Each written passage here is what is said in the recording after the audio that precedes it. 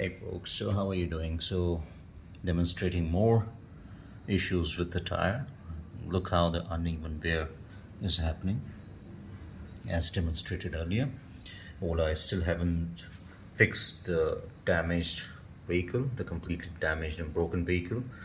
And of course, warranty related issues like stand sensor not working, front bearing having noise, as well as now it has play.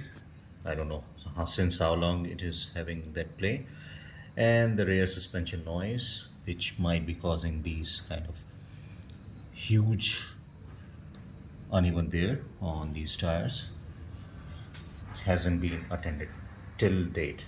The entire vehicle, including this mudguard, had got scratched and dented. Front door has one lock missing, and still they haven't replaced the vehicle.